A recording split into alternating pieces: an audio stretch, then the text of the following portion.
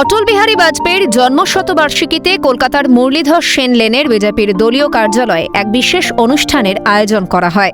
প্রাক্তন প্রধানমন্ত্রীর ছবিতে পুষ্পার্পণ করে শ্রদ্ধা জানান বিজেপির রাজ্য সভাপতি শ্রমিক ভট্টাচার্য। উপস্থিত ছিলেন অভিনেতা তথা বিজেপি নেতা মিঠুন চক্রবর্তী, উত্তর কলকাতার জেলা সভাপতি তমগ্ন ঘোষ, রাহুল সিনহা, তাপস রায় সহ একাধিক প্রথম সারির নেতৃত্ব। শ্রমিক ভট্টাচার্য বলেন, অটল বিহারী বাজপেয়ীর জন্মশতবর্ষে সমস্ত বিজেপি কর্মী প্রতিজ্ঞা নিচ্ছে শ্যামাপ্রসাদের মাটিতে তার দলেরই সরকার হবে। সম্পূর্ণ বিপরীত পরিস্থিতিতে পরাজয় নিশ্চিত জেনেও যারা বিজেপি করেছিলেন এবং সেদিন যারা প্রদীপ জ্বালিয়ে রেখেছিলেন বলেই আজকে বিজেপি পশ্চিমবঙ্গের মাটিতে প্রাসঙ্গিক হয়েছে, তাদের সকলকে একত্রিত করা হয়েছে। অনেকদিন অনেক জনের সঙ্গে দেখা নেই, তো সেটারই একটা প্রচেষ্টা। কেউ কোথাও বসে নেই এবং সমস্ত বিজেপি কর্মী ঐক্যবদ্ধভাবে তারা আজকে প্রতিজ্ঞা নিচ্ছে যে এই অটলজির জন্মশতবর্ষেই শ্যামাপ্রসাদের মাটিতে শ্যামাপ্রসাদের দলের সরকার হবে। দেখুন, উনি আমাদের পথপ্রদর্শক, উনি আমাদের সব কিছু। আজ ওনার জন্মদিনে এসে ওনার উপর শ্রদ্ধার্ঘ দিয়ে এটা আমার ভাগ্য যে আমি এটা করতে পারলাম।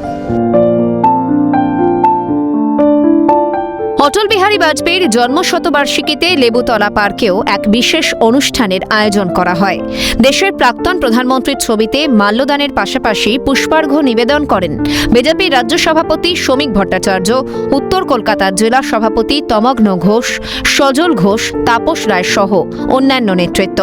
সকলের সমবেত কণ্ঠে পরিবেশন করেন বন্দে মাতরম সঙ্গীত। কচি কাঁচাদের জন্য বসে আঁকো প্রতিযোগিতার আয়োজন করা হয় বিজেপির তরফে।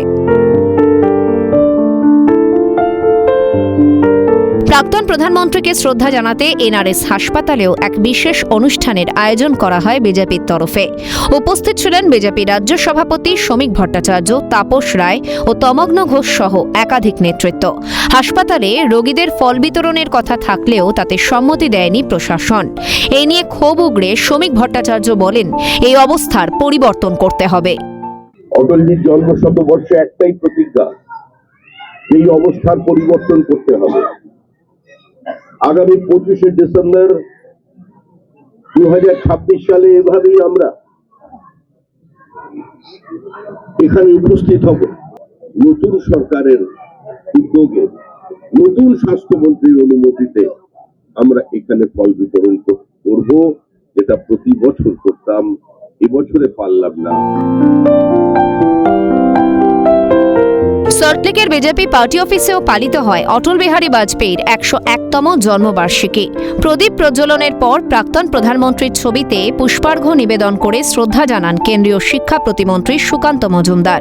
উপস্থিত ছিলেন বিজেপি মহিলা মোর্চার রাজ্য সভানেত্রী ফাল্গুনী পাত্র সহ একাধিক নেতৃত্ব। ভারতের রাজনীতিতে অটল বিহারী বাজপেয়ীর অবদানের কথা স্মরণ করেন সুকান্ত মজুমদার। কংগ্রেসের যে অল্টারনেটিভ কেউ হতে পারে, এই ধারণাটাই মানুষের মাথায় আসতো না।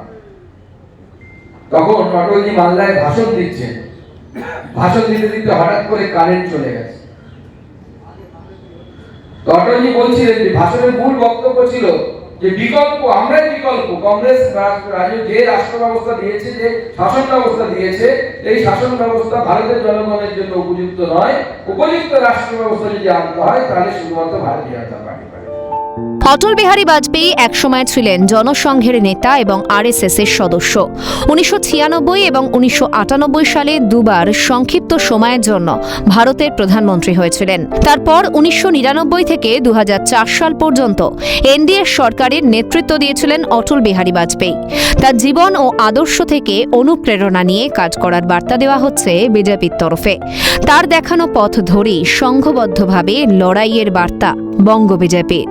ক্যামেরায় সমীরণ হাওলাদার, সায়ন চক্রবর্তী ও গোপাল তপাদারের সঙ্গে মফিজুল ইসলাম, সায়ন্তন ভট্টাচার্য ও সুব্রত বন্দ্যোপাধ্যায়ের রিপোর্ট, ক্যালকাটা নিউজ।